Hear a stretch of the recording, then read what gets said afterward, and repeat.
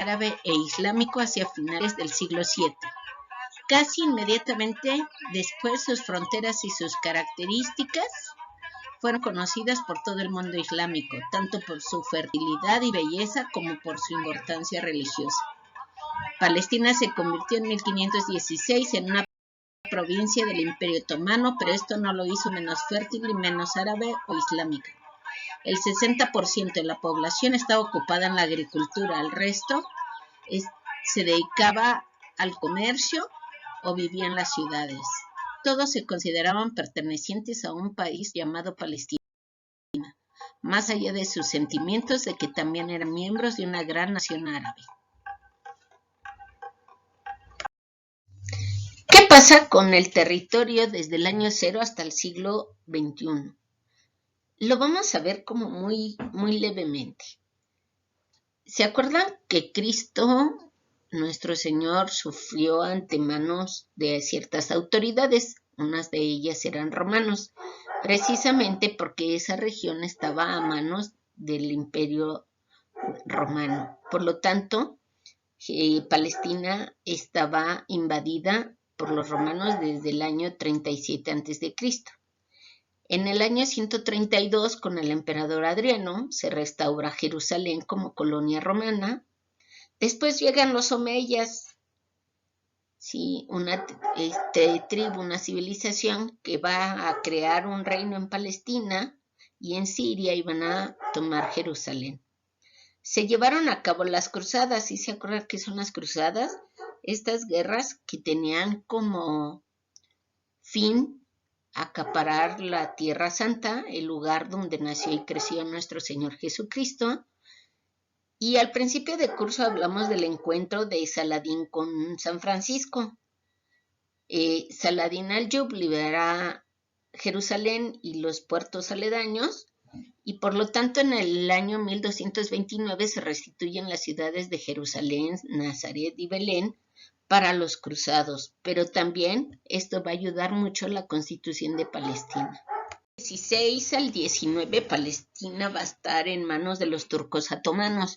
¿Se acuerdan que los turcos otomanos invadieron también el imperio de Constantinopla? Lo que pasó fue que pues obstruyeron el mar Mediterráneo y entonces eso ocasionó que hubiera el encuentro o el descubrimiento de América y otras nuevas rutas de navegación. Entonces Palestina pues estuvo un poco como encerrada por esta invasión, y aquí empiezan los conflictos políticos y empieza a haber el interés sobre todo de las grandes potencias por la región, ya que va a ser una región muy importante, ya que es el camino hacia Asia, hacia la península arábiga que tiene mucho petróleo, hacia el norte de África, y que también si pasas por los diferentes mares y ríos que tienen, pues llegas a zonas inhóspitas o importantes también en minas, en petróleo, en muchas cosas, ¿sí? Y entonces, en 1897 nace una organización importante, la Organización Sionista Mundial. Pero para esto hay que entender qué es el sionismo. Es un movimiento que nace precisamente porque ya hay muchos judíos que quieren recuperar sus tierras. Entonces el sionismo es eso, un movimiento político judío que defiende el Estado independiente de Israel.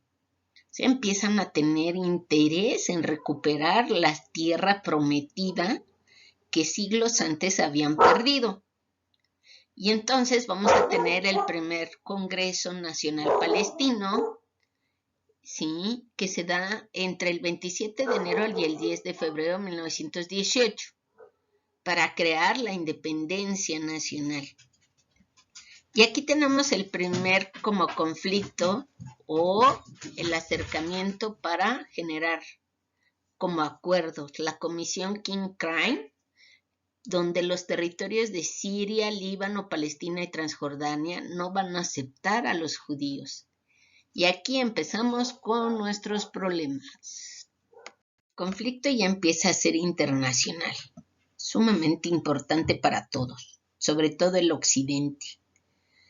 Sí, nos vamos a saltar un poquito a principios del siglo para no ser tan engorrosos, pero sí vamos a tener que en 1936 se establece un Comité Superior Árabe y los palestinos exigen su independencia y no quieren que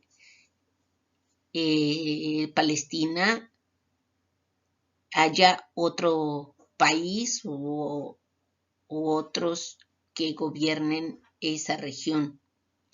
Y entonces vamos a tener movimientos antisemitistas, o sea, los que están en contra de que el pueblo de Israel tenga su propio territorio. Esto va a ser muy grave, ¿sí? ¿Por qué? Porque a Israel lo van a apoyar muchos de Occidente, pero a los de Palestina propiamente, a los que son originarios o supuestamente originarios, no van a encontrar eco con los mismos árabes que se supone que son, o por lo menos tienen una unificación en cuestión de religión y de costumbres. En 1937 tenemos que hay una comisión Peel, donde ya se había tratado de que judíos y palestinos estuvieran juntos y de alguna manera hacerle ver a los palestinos que Israel debía ocupar cierto territorio ahí.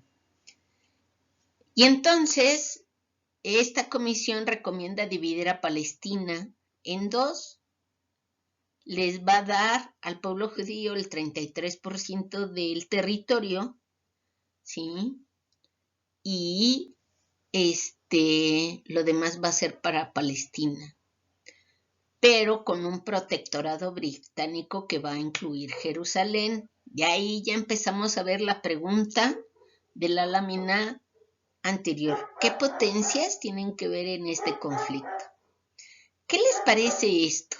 O sea, ¿creen que es justo esta primera repartición de este territorio? Palestina va a ser dividido en un estado judío con las zonas más fértiles, ¿sí? Y a Palestina le van a dejar el demás territorio, ¿sí? Entonces, ¿qué les parece? En 1939 se realiza la Conferencia de Londres sobre Palestina, a ver qué vamos a hacer, qué se va a hacer internacionalmente, ¿sí? Se niega la intención de crear un Estado judío y establece restricciones a la inmigración judía y a la compra de tierras. Ojo, fíjense, esto es importantísimo, ¿sí? Porque el libro blanco de MacDonald, ¿sí?, que niega la intención de crear un Estado judío, lo va a negar. Y aparte que no van a poder comprar tierras los judíos que se vayan a esta población, a este territorio. Ojo, chicos, aquí empieza el problema en sí. ¿Qué va a pasar? Pues que Israel se va a salir con la suya, ¿sí? El antisemitismo lo empiezan a callar. Empiezan a decir que eso no debe de existir. En 1945, la Liga Árabe nombra un alto poder ejecutivo árabe para Palestina, con representantes de sus líderes más importantes de la región. Déjenme decirles que Palestina no estaba unificado, no es que fuera un país o un estado bien unificado, sino que eran diversos pueblos, entonces había que unirse para contrarrestar la influencia, sobre todo de Israel, que quería estar ahí, y de las potencias que querían a fuerzas que Israel estuviera ahí. En 1946, el Comité de Investigación Angloamericano publicó un informe sobre la admisión de 150,000 migrantes judíos en Palestina, el Plan Morrison-Grady. Ubiquen, es el fin de la guerra.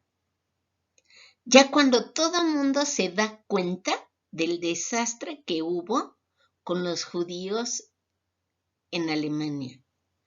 Ya se están abriendo las fronteras y ya se están viendo los campos de concentración, el desastre humano, la pérdida humana y lo que pasó con los judíos en la Segunda Guerra Mundial. De alguna manera quieren contrarrestar esa problemática, por lo tanto, es que toman esta decisión, ¿sí? Y van a dejar que 150,000 judíos vayan y se instalen en Palestina. Es el plan Morrison-Grady, ¿sí?